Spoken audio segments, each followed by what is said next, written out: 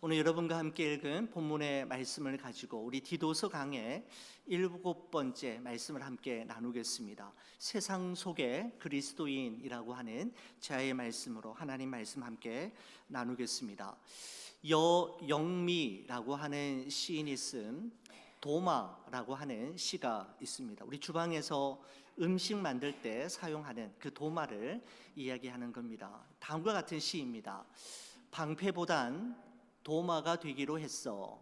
모두가 피하는 칼 늠름히 받아내며 울퉁불퉁한 삶의 모든 재료 내 안에서 알맞게 반듯해지고 다져지는데 까짓 칼자국이야 한두 개일 때 흉터 삶이 되고 보면 꽃보다 향기로운 무늬가 된다라고 하는 시입니다. 여러분, 여영미 시인의 이 도마라고 하는 시를 읽으면서 저희 집 주방 싱크대에 세워져 있는 도마를 예전과 다른 시각으로 바라보게 되었고 도마를 사랑하게 되었습니다. 한번 가서 어루만져 준 적이 있습니다. 저는 이 시인의 고백 중에서 이 대목이 참 좋습니다. 이 대목 말입니다. 까짓 칼자국이야 한두 개일 때 흉터 삶이 되고 보면 꽃보다 향기로운 무늬가 된다라고 하는 이 대목 말입니다. 여러분, 도마 위에 난 칼자국은 흉터일까요? 아니면 무늬일까요? 도마 위에서 각종 맛있는 식재료들이 다듬어지고 다져질수록 도마에는 수많은 칼자국이 생겨나게 될 것이지만 도마가 자신을 상처내는 칼을 당당히 받아내고 받아들이고 허용할 때 비로소 진수성찬의 상이 마련되지 않습니까? 여러분, 이런 관점에서 볼 때 도마 위에 새겨진 수많은 칼자국은 흉터라기보다는 꽃보다 아름다운 무늬라는 생각을 가지게 되었습니다. 흉터, 무늬라고 하는 이런 단어를 생각하면서 사도 바울이 갈라디아서에서 남긴 말씀 또한 하나 생각이 났습니다. 이런 말씀이죠. 내가 내 몸에 예수의 흔적을 지니고 있노라 라고 그는 고백하였습니다. 여러분, 이 흔적이라고 하는 단어가 헬라어로는 스티그마라고 하는 유명한 단어를 사용하고 있고 영어로는 마크라고 하는 단어를 사용하고 있습니다. 여러분, 그렇습니다. 흔적이 우리의 삶을 말해줍니다. 하나님이 보시는 것은 흔적입니다. 우리의 삶에 하나님이 일하신 흔적이 있는지, 자기를 부인하고 자기 십자가를 지고 예수님과 동행했던 흔적이 있는지를 보시고 그것을 통해 우리의 삶을 평가하시는 분이 하나님이라는 생각이 들었습니다. 그리고 그 흔적은 흉터가 아닌 꽃보다 아름다운 무늬로 우리의 삶을 의미 있게 수놓을 것이다 라고 하는 기대와 소망감도 가지게 됩니다. 여러분, 세상이 하나님을 알 수 있는 길은 하나님의 말씀인 성경과 하나님을 믿는 사람인 그리스도인을 통해서입니다. 여러분, 그런데 믿음이 없는 세상 사람들은 하나님의 말씀인 성경은 다른 고등 종교인들이 가지고 다니는 그들의 경전과 다를 바 없는 것으로 그들은 여길 것입니다. 여러분, 그래서 성경의 말씀이 옳은지 그른지, 그리고 성경의 말씀이 진리인지 아닌지는 성경을 믿고 성경대로 사는 그리스도인들을 통해서, 그리고 그 그리스도인들의 삶에 나타나는 흔적을 통해 그들은 알게 되는 것이죠. 여러분, 그렇다면 우리 그리스도인들은 이 세상 속에서 어떤 모습으로 살아가야 하는 걸까요? 특별히 세상의 통치자들과 권세 잡은 자들에 대해서 어떤 입장을 가지고 살아가야 하는 걸까요? 여러분, 디도서 3장은 이와 같은 중요한 질문, 세상 속에 살아가는 그리스도인들은 어떤 입장과 어떤 태도를 가지고 살아가야 하는지에 대한 말씀으로 시작이 되는데, 여러분의 성경책 1절과 2절 말씀을 다시 한번 보시기 바랍니다. 이런 말씀으로 시작이 되죠. 너는 그들로 하여금 통치자들과 권세 잡은 자들에게 복종하며 순종하며 모든 선한 일 행하기를 준비하게 하며 아무도 비방하지 말며 다투지 말며 관용하며 범사의 온유함을 모든 사람에게 나타낼 것을 기억하게 하라라고 말씀하고 있습니다. 여러분, 그러면서 1절 초반부에 이렇게 시작이 됩니다. 너는 그들로 하여금에서, 너는 바로 목회자 디도를 말하는 것이고, 그들로 하여금에서 그들이란 문맥상 앞에 나오는 그레데 교회 모든 성도들을 의미하는데, 사도 바울은 디도에게 말하기를 그레데 교회 온 성도들은 하나님의 말씀에 순종하고 복종하듯이 세상 통치자들과 권세 잡은 자들에게도 동일하게 순종하고 복종할 것에 대해 말씀하고 있습니다. 다시 말씀드리면 이 땅 위에 살아가는 모든 그리스도인들은 하나님 나라의 백성인 동시에 한 국가의 시민으로서 어느 누구보다도 국가의 법과 질서를 잘 지키고 사회적 책임과 공적 책임을 다하는 훌륭한 시민이 되어야 함을 말씀하고 있는 것이죠. 여러분, 왜 그래야 되는 걸까요? 왜 그리스도인들은 국가 권력에 복종하고 국가의 법과 질서를 어느 누구보다도 잘 지키는 훌륭한 시민으로 이 세상을 살아가야 하는 걸까요? 여러분, 그 이유에 대해서 사도 바울은 로마서 13장 1절에 다음과 같이 그 이유를 이야기하고 있습니다. 한번 보시면 이렇습니다. 각 사람은 위에 있는 권세들에게 복종하라. 권세는 하나님으로부터 나지 않음이 없나니 모든 권세는 다 하나님께서 정하신 바라라고 말씀하고 있습니다. 성경이 우리 그리스도인들에게 말씀하는 국가와 세상 통치자들에 대한 기본적인 생각과 입장은 위에 있는 권세들에게 복종하라입니다. 여러분, 왜냐하면 모든 권세는 하나님으로부터 난 것이며 모든 권세는 하나님께서 정하신 것이기 때문임을 이야기하고 있는 것이죠. 여러분, 그렇습니다. 우리 그리스도인들이 반드시 인정해야만 하는 중요한 사실이 있는데, 그것은 국가의 모든 권세는 하나님께서 주셨고 하나님이 허락하시지 않는 권세는 없음을 인정하는 것입니다.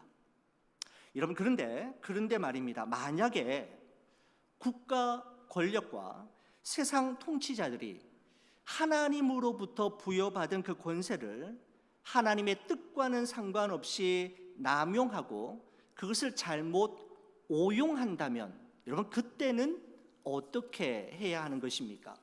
여러분, 사실 이 로마서 13장 1절의 말씀은 참으로 논란이 많았던 말씀입니다.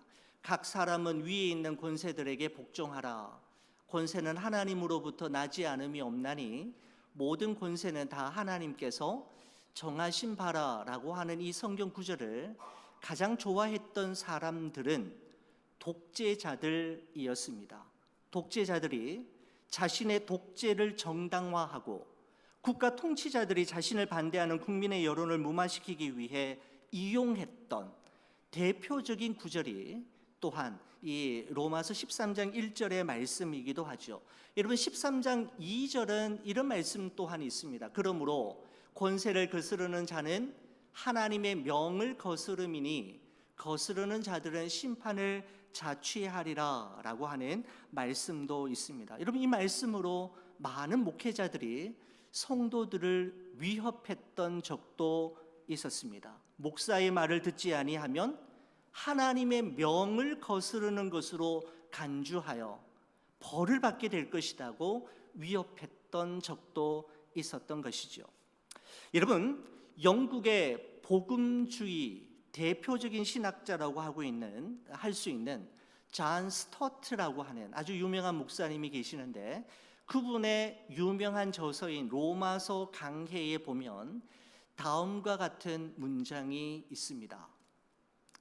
이렇습니다. 국가가 하나님이 금하시는 것을 명령하거나 국가가 하나님이 명령하신 것을 금한다면 우리 그리스도인들의 명백한 의무는 국가의 요구에 굴복하는 것이 아니라 저항하는 것, 곧 하나님께 순종하기 위해 국가에 불복종하는 것이다 라고 그는 이야기하고 있습니다. 여러분, 그러면서 성경에 예를 들어서 말씀하고 있는데, 여러분 출애굽기 1장의 말씀에 보면 이스라엘의 번성을 너무나도 두려워했던 애굽 왕 바로는 히브리 여인들이 해산할 때 남자 아기가 태어나면 죽이고 여자 아기가 태어나면 살려두라고 명하지만, 그때 십브라와 부아라고 하는 두 산파가 하나님을 두려워함으로 애굽 왕의 명령을 어기고 남자 아이가 태어났음에도 불구하고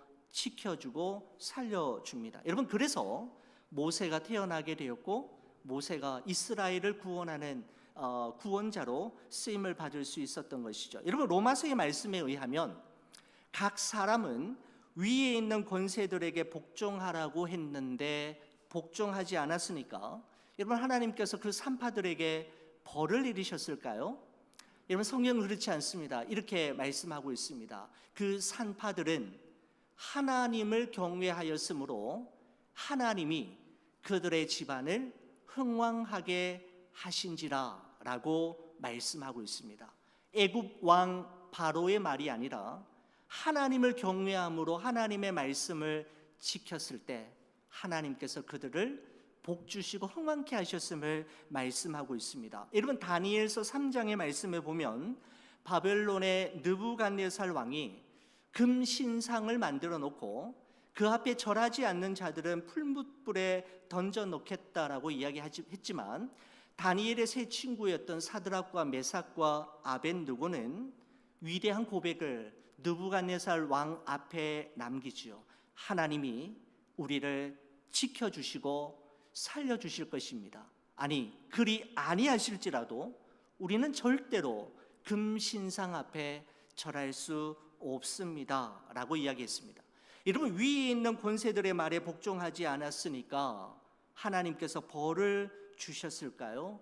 그렇지 않았습니다. 평소보다 7배나 더 뜨거운 풀무불 속에 던져졌지만 하나님의 생명싸개로 덮어주심으로 머리털 하나 걸리지 않고 모두 살아날 수 있었죠. 그때의 상황을 다니엘서는 이렇게 우리에게 고백하고 있습니다. 불이 능히 그들의 몸을 해하지 못하였고 머리털도 걸리지 아니하였고 겉옷빛도 변하지 아니하였고 불탄 냄새도 없었더라 라고 말씀합니다. 여러분, 어디 구약에서만 있었던 이야기였습니까? 사도행전 4장의 말씀에 보면 유대 종교 지도자들이 베드로와 요한을 붙들어 놓고 이야기합니다. 지금부터 예수의 이름으로 어떤 말도 말하지 말고 가르치지도 말라라고 엄중히 경고하지만, 베드로와 요한은 다음과 같은 고백을 사도행전 4장 19절에서 20절에 남기고 있습니다. 베드로와 요한이 대답하여 이르되 하나님 앞에서 너희 말을 듣는 것이 하나님의 말씀을 듣는 것보다 옳은가 판단하라. 우리는 보고 들은 것을 말하지 아니할 수 없다 하니 라고 말씀하고 있습니다. 세상 권력자들의 말을 들을 것인가 아니면 하나님의 말씀을 들을 것인가 라고 하는 기로에서 베드로와 요한은 조금도 망설이거나 시간을 벌지 아니하고 담대하게 하나님의 말씀을 따랐던 것을 볼 수가 있습니다. 여러분, 히브리 산파 십브라와 부아, 다니엘과 그의 세 친구였던 사드락과 메삭과 아벳느고, 그리고 베드로와 요한, 그들은 하나님의 법과 세상의 법, 하나님의 말씀과 국가 권력자들의 말이 서로 달랐을 때 그들은 자신의 목숨을 내어 걸고 하나님 나라의 법과 하나님의 말씀을 따르기로 결정하였고, 하나님은 그들을 귀하게 보셨습니다.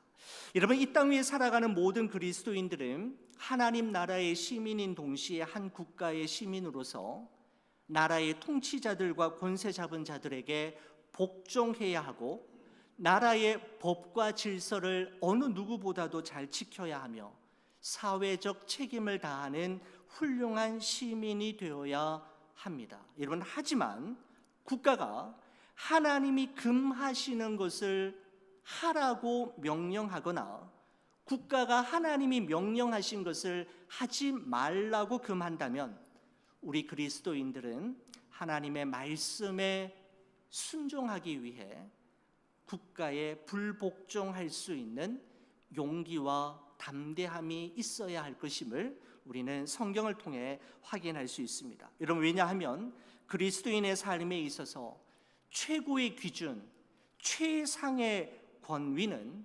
하나님께 있고 하나님의 말씀으로부터 나오는 것이기 때문입니다. 여러분, 그래서 우리는 기도할 때 우리가 살고 있는 이 미국 땅을 위해서, 특별히 조국 대한민국을 위해서, 이 나라와 민족을 다스리는 나라의 지도자들과 통치자들을 위해서 기도하는 것은 너무너무 중요합니다.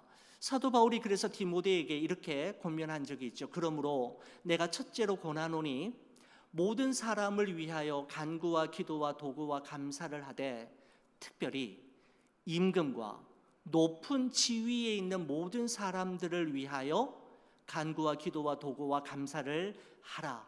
이는 우리가 모든 경건과 단정함으로 고요하고 평안한 생활을 하려 함이라. 이것이 우리 구주 하나님 앞에 선하고 받으실 만한 것이니 라고 말씀하고 있습니다. 여러분, 아울러서 우리 교회와 교회의 리더십을 위해서도 우리 성도님들 늘 기도해 주셔야 합니다.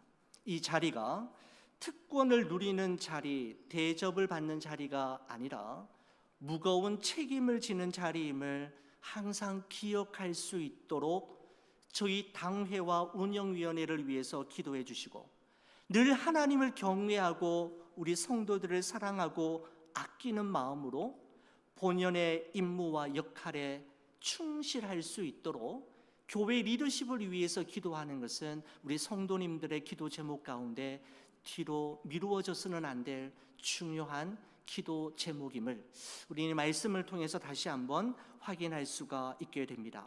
여러분, 그러면서 사도 바울은 계속해서 말씀을 이어가는데, 우리가 예수님을 믿기 전에 우리, 그리고 예수님을 믿은 후에 우리는 어떤 존재이었는지에 대해서 이야기하면서 말씀을 계속 이어가는데, 여러분, 말씀 3절 말씀 한번 보시겠습니까? 이렇게 그는 이야기합니다. 우리도 전에는 어리석은 자요, 순종하지 아니한 자요, 속은 자요, 여러 가지 정욕과 행락에 종노릇한 자요, 악독과 투기를 일삼은 자요, 가증스러운 자요, 피차 미워한 자였으나 라고 말씀하고 있습니다.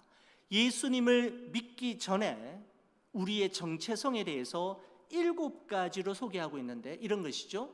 우리는 어리석은 자였고 순종하지 아니한 자였으며 속은 자, 정욕과 행락에 종노릇한 자였고 악독과 투기를 일삼으며 가증한 자, 미워한 자이었다라고 말씀하고 있습니다. 다시 말씀드리면 생명의 근원 되시는 하나님과 완전히 단절되어서 절망과 허무로 가득한 존재, 도무지 답을 찾을 수 없는 존재가 되어버린 인간의 실존을 이 7가지 표현을 통해서 우리에게 말씀해주고 있는 것이죠. 여러분, 그런데 이런 우리였던, 예수님을 믿기 전에 이런 우리였던 우리들에게 어떤 일이 일어났을까요? 여러분, 4절과 5절 말씀 한번 보시겠습니까?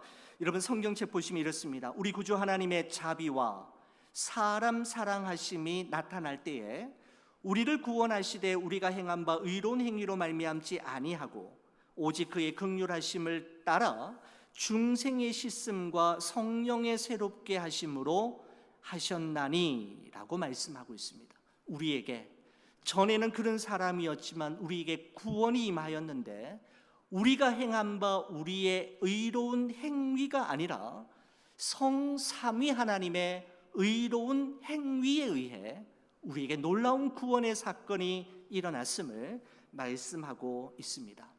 우리가 행한 바 우리의 의로운 행위가 아니라 하나님의 은혜로 이와 같은 일이 일어났다라는 것이죠. 여러분, 종교개혁가 마르틴 루터는 아주 경건한 수도승이었습니다.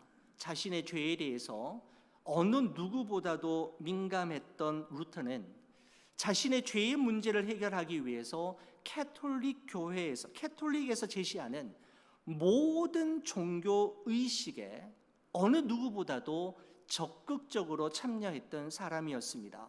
금식과 고행을 이루 말할 수 없을 정도로 많이 행하였고, 하루에도 여러 수십 번씩 선임 사제에게 찾아가서 자신의 죄를 고백하는 고해 성사를 참으로 많이 했습니다. 여러분, 하도 사소한 것을 가지고 고해 성사를 하니까 그 선임 사제가 이런 말을 했다고 해요. 제발 죄 같은 죄 좀 가지고 와서 고해 성사하라, 이런 말도 들었다고 하고요.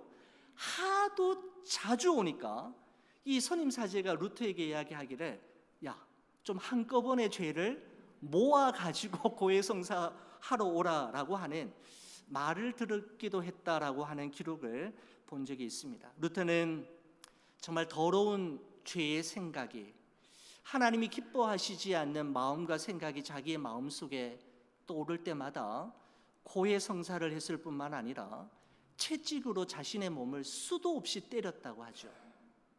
육신 때문에 죄의 생각이 자꾸 나니까 육신을 괴롭힘으로 말미암아 죄를 죽이려고 하는 그런 시도를 하였던 겁니다. 하도 자기 자신을 때리니까, 채찍으로 때리다가 루터가 여러 번 실신까지 하는, 여러분, 다른 사람에 의해 채찍을 맞아 실신하는 게 아니라 죄의 문제를 해결하고 죄를 없애기 위해 채찍으로 자신을 때려서 실신하기도 하는, 여러분, 그런 일들을 통해서 죄의 문제를 해결하기도 했던 것이죠. 1511년이었습니다. 로마 라테란 성당 앞에 스칼라 산크라라고 하는 일명 빌라도의 28개의 계단이 있었습니다. 여러분, 이 계단을 맨 무릎으로 기어 올라가는 것이죠. 여러분, 당시 로마 캐톨릭의 가르침에 의하면 스칼라 산크라라고 하는 이 28개의 대리석 계단을 맨 무릎으로 기어 올라가면서 라틴어로 주기도문을 외우면 자신의 죄를 용서받는다라고 하는 캐톨릭에서 만들어낸 그들의 규범이 있었습니다. 여러분, 지금은 로마에 가면 아직도 저것이 있는데 맨들이하게 이렇게 보이지만은 옛날에는 아주 투박한 대리석으로 만들어졌는데, 그거를 맨 무릎으로 올라가는 것이죠. 기어 올라가면서 주기도문을 외우면 죄 사함을 받고 용서를 받는다라고 하는 그런 그 로마 캐톨릭의 교리에 따라 수도 없이 행하였다고 합니다. 무릎이 터져서 피가 흘러나오고 시커멓게 멍든 날이 계속 진행되었음에도 불구하고 루터의 마음속에는 죄책감과 죄로 인한 고통과 아픔이 이루 말할 수 없었는데, 이런 일련의 과정들을 통해서 마르틴 루터는 중요한 사실 하나를 깨닫게 되죠. 그것이 무엇이었냐면, 사람은 결단코 선행과 고행을 통해서는 죄 용서함을 받을 수 없고 하나님 앞에 의롭다함을 얻을 수 없다라는 사실이었습니다.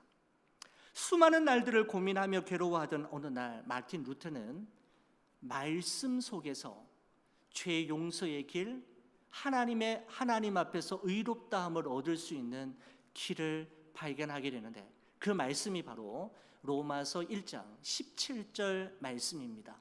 복음에는 하나님의 의가 나타나서 믿음으로 믿음에 이르게 하나니 기록된 바 오직 의인은 믿음으로 말미암아 살리라 함과 같으니라 라고 하는 말씀이었습니다. 우리가 죄를 용서받고 하나님 앞에 의롭다함을 얻는 것은 우리가 행한 바 우리의 의로운 행위나 철저한 고행과 율법 준수를 통해서가 아니라 오직 예수 그리스도의 십자가 그 대속의 죽음을 믿는 믿음으로 가능케 됨을 그는 깨닫게 되었던 것이죠. 그리고 이 로마서 1장 17절의 말씀은 1517년 10월 31일 종교개혁의 도화선에 불을 붙이는 결정적인 말씀이 되었고, 이 말씀에 의해 오늘날 개신교, 기독교의 역사가 시작이 되었던 것이죠. 로마서 1장 17절 말씀에 대한 보다 자세한 설명이 바로 오늘 여러분과 함께 읽으셨던 디도서 3장 5절의 말씀입니다. 이렇게 이야기합니다. 우리를 구원하시되 우리가 행한 바 의로운 행위로 말미암지 아니하고 오직 그의 긍휼하심을 따라 중생의 씻음과 성령의 새롭게 하심으로 하셨나니 라고 말씀하고 있습니다. 여러분, 그의 긍휼하심을 따라라고 하는 말은 하나님의 긍휼하심을 이야기하는데, 즉 스스로 구원할 수 없는 자에게 베푸시는 전적인 하나님의 은혜로 말미암아라고 하는 의미입니다. 여러분, 중생의 씻음이라는 것은 예수 그리스도의 십자가의 죽음을 의미하는 것으로, 십자가 위에서 흘리신 예수 그리스도의 보혈의 피, 죄 씻음, 죄 사함을 이야기하는 것이며, 성령의 새롭게 하심이라는 것은 성령의 새롭게 하심으로 하나님과의 깨어진 관계가 회복되어지고 변화된 삶을 살게 되었음을 말씀하고 있는 것입니다. 여러분, 그렇습니다. 여러분과 제가 구원받은 하나님의 자녀가 될 수 있었던 것은 우리가 행한 바 우리의 의로운 행위의 결과가 아니라 전적인 삼위 하나님의 연합과 동력의 결과임을 성경은 우리에게 분명하고 확실하게 말씀하고 있는 것이죠. 성부 하나님은 선택과 예정을 통해 우리를 구원하시기로 계획하시고, 예수 그리스도께서는 성부 하나님께서 만드신 그 구원 계획을 십자가 위에서 죽으시고 성경대로 3일 만에 부활하심으로 성취하셨고, 성령님께서는 성부 하나님과 성자 예수님께서 이루신 구원이 우리의 것이 되게 하시고 우리 개개인의 삶에 적용케 하심으로 구원을 완성하셨습니다. 보십시오. 우리의 구원을 위해서 우리가 한 일은 하나도 없습니다. 전적인 하나님의 은혜이고 시작부터 과정과 마지막까지 성삼위 하나님께서 행하신 일임을 우리는 기억해야 하죠. 그래서 우리는 자랑하거나 교만할 수 없고 절망하거나 낙심할 수도 없습니다.